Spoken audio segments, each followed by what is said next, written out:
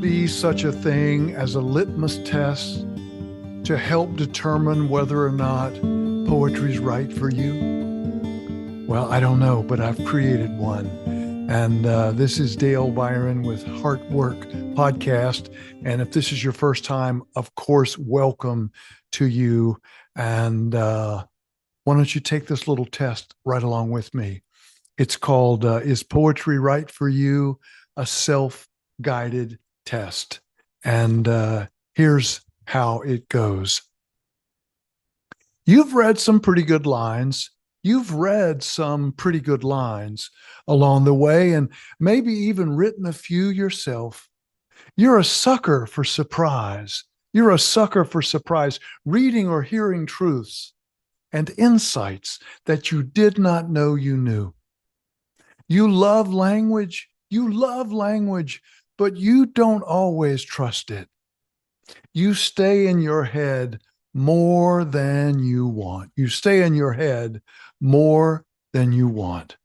So you love how poetry lets your heart roam free, feeling and thinking what's needed.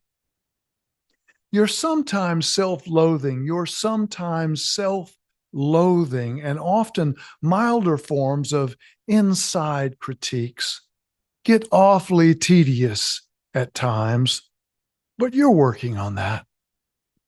Still, you remain a wonderfully cheap date.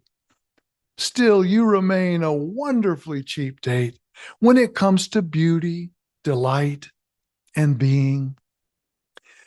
Grateful for this wild experience of being alive. Grateful for this wild experience of being alive. A new metaphor that stumbles onto your path, that explains, heals, sheds a little more light, can keep you going, amazed and happier for days.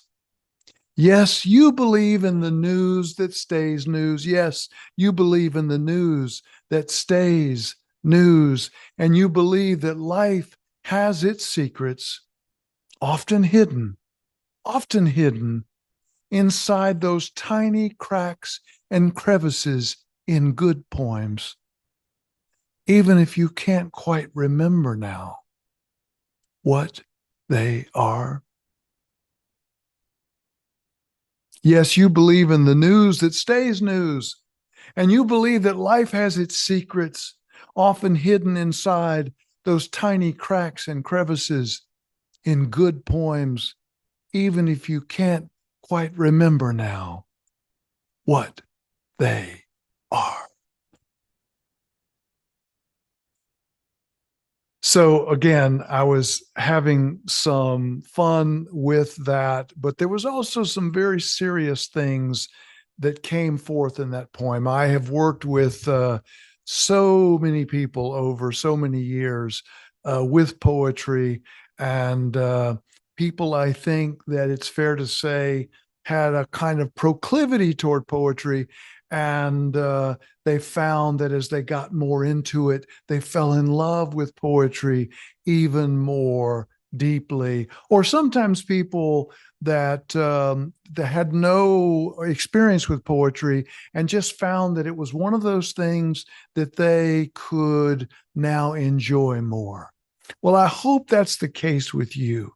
And when it comes to poetry, I often say that reading a poem takes just about the same amount of creativity as writing a poem. And I know that sounds strange, but when we read a poem and when we read a poem or listen to a poem well, it means we step inside that poem and have our own unique experience. And that is creative. It's one of the reasons why on this particular podcast, one of my great desires is that, I say it sometimes, I say small insights, big encouragements, small insights, big encouragements, because I think that as the poem says, the test you just took is that if you are a sucker for surprise, meaning you love to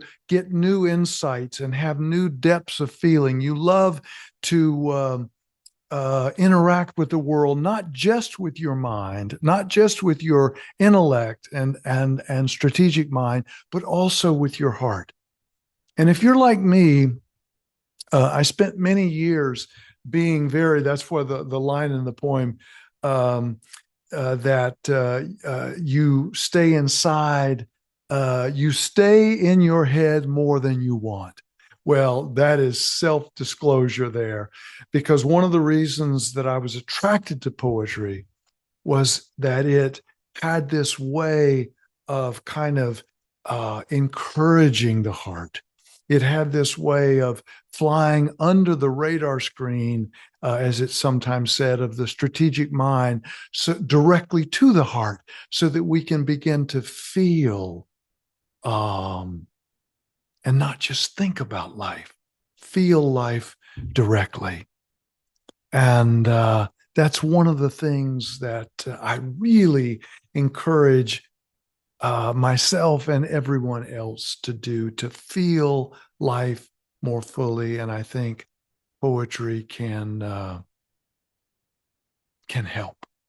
It's like I say in this poem, still, you remain a wonderfully cheap date when it comes to beauty, delight, and being grateful for this wild experience of being alive.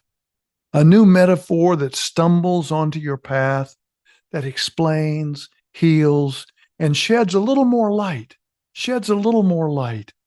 can keep you going, amazed and happier for days. Yes, you believe in the news that stays news, and you believe that life has its secrets often hidden inside those tiny cracks and crevices in good poems, even if you can't quite remember now what they are. That really, to me, speaking of heart, gets to the heart of it. Because have you noticed, and I'm being self-revealing here, that the half-life of insight, of epiphany, of suddenly getting some new feeling and insight, that the half-life of that can be very short. That's one of the reasons why I myself and have encouraged hundreds and hundreds of people to keep poems around, because they help us get those sudden surprise insights over and over again. And we need to have them over and over again, repeated often. And because their half-life is very short. And so even if we can't quite remember those secrets that we know are real, if we continue to engage with our own creative process, whether it's hearing and reading good poems or hearing, reading, and writing poetry, which I encourage people to do as well, that to keep those insights going, to keep those epiphanies coming at us fast and furious, to kind of balance some of the more difficult news and experiences that we have in this beautiful, tragic, wonderful, broken world of ours. Thank you so much for your listening ear. And until next time and next point, take good care of yourself. And if you can, someone else.